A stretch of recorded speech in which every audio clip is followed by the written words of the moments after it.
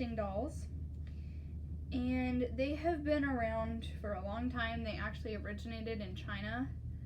And this book really means a lot to me because I first read this when I was in theater school, when I was little. And so I hope you enjoy The Littlest Matryoshka.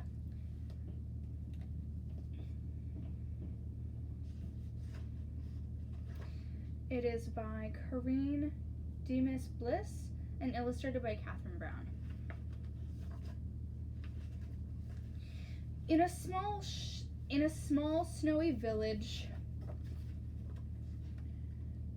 in a small shop in a snowy village in Russia, Nikolai the doll maker was carving his last Matryoshka. From one piece of soft wood, he shaped 6 nesting dolls, each one fitting inside the other. They all opened in the middle and were hollow inside, except for the littlest. She was the size of a bumblebee, and she was made of the heart of the sweet-smelling wood. Nikolai painted each doll's black shining hair and black shining eyes. He painted each doll's red dress and yellow shawl. He painted a fancy flower on the front of each doll's white apron and a smile on each doll's face.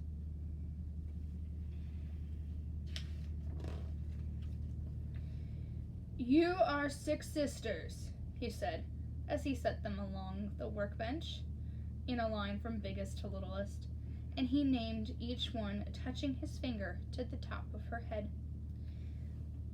Anna, Olga, Varka, Vanda, Nadia, Nina. Then he tucked them inside the other. He put Nina inside Nadia, and Nadia inside of Vanda, and Vanda inside Varka, and Varka inside Olga, and Olga inside Anna. Or Anna. Anna had a pedestal base, so she couldn't fit in any other doll. She had the fanciest flower in the front of her apron, and the wisest look in her eyes. "Goodbye, Anna," said Nikolai, and he kissed her forehead. "Keep your sisters safe inside you, and may you find a happy home." Then he sent the Matryoshka off to a toy shop in America.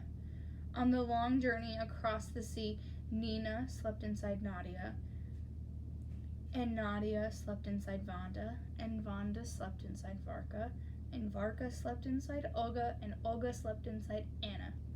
Anna kept her shining eyes wide open. She saw only darkness until she was unpacked from her box at a toy shop in America. There were other Matryoshkas on the shelf by the front door. Some were bigger and some were smaller. Anna could only guess how many sisters each held inside. Other Matryoshka makers carved 4 or 8 or even 10 dolls each inside the other. But Nikolai always carved 6, for he believed 6 was a lucky number. The toy shop owner opened up Anna, and set her and all her sisters in a line from biggest to littlest, along the front of the display. Nina, the littlest, was on the very end of the shelf, too close to the edge. What do you guys think is gonna happen? You can comment down below. One March day at the very end of winter, a shopper in a puffy coat brushed against the shelf, and Nina was knocked right off.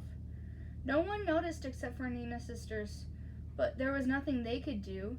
They could not lift their painted arms to reach for her, or open their painted lips to cry for help. Nina rolled to the doorway of the shop and then in the bustle, she was kicked outside by a customer as he left. It had begun snowing, and soon Nina was covered up by the snow.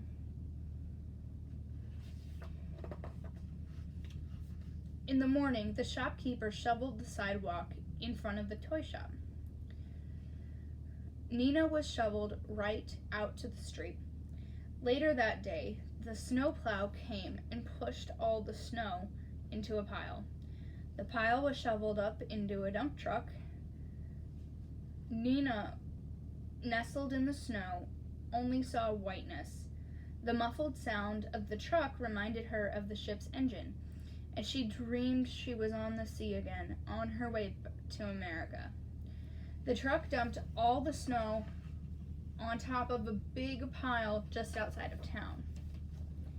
That evening, the shopkeeper discovered that the littlest Matryoshka was missing.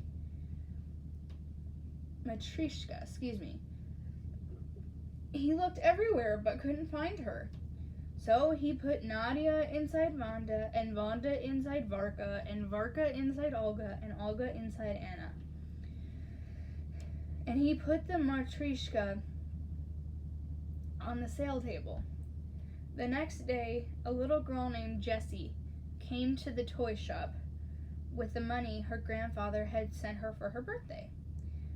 She had seen the Matryoshkas on the display in the store weeks before and had longed for one. But now she found out that they were all too expensive. She was just turning away when the shopkeeper pointed out Anna. "The littlest doll is missing," said the shopkeeper, "so I'll let you have that Matryoshka for half price."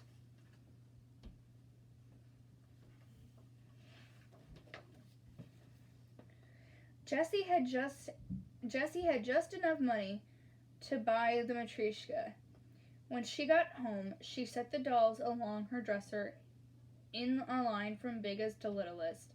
At night, she put a little ball of cotton inside Nadia so she wouldn't feel empty inside. Then she put Nadia inside Vanda, and Vanda inside Varka, and Varka inside Olga, and Olga inside Anna. And she set Anna by the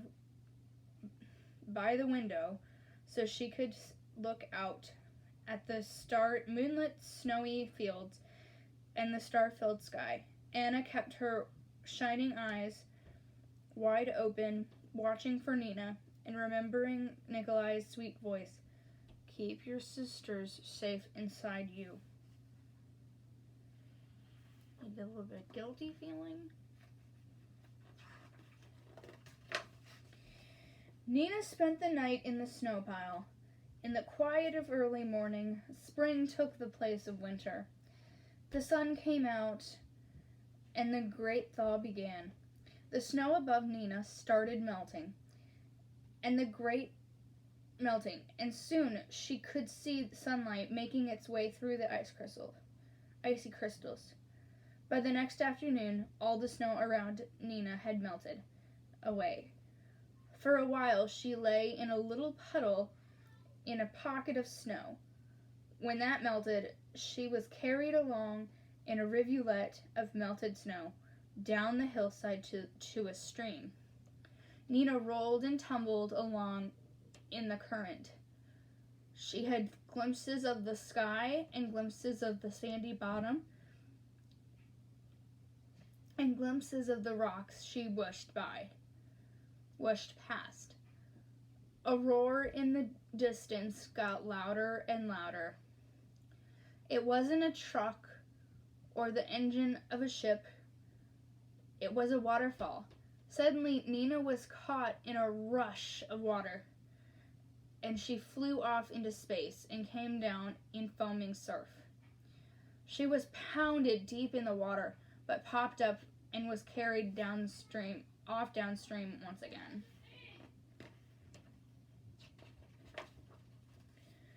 The stream widened and branched in two.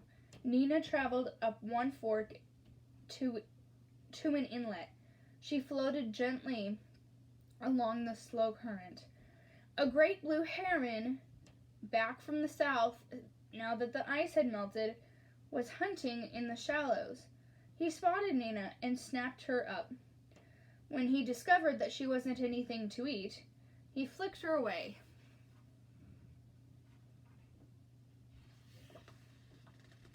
She landed in a cluster of oak leaves on the shore. It was good to be on land again, and Nina was happy that she had come to rest face up, so she could watch the darkening sky and the arrival of the moon and stars. She thought about Nadia and Vanda and Varka and Olga and Anna.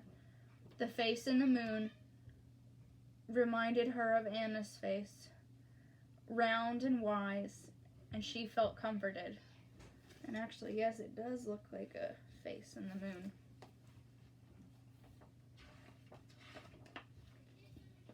In the morning, a squirrel came foraging along the leaves. He mistook her for a nut, snatched her up, and dashed off with her to his nest in the eaves of an attic. When he saw she was only a piece of wood, he shoved her out of the nest, and she fell to the roof of a porch below. She rolled down the slope of the roof into a rain gutter and then tumbled down the copper drain pipe.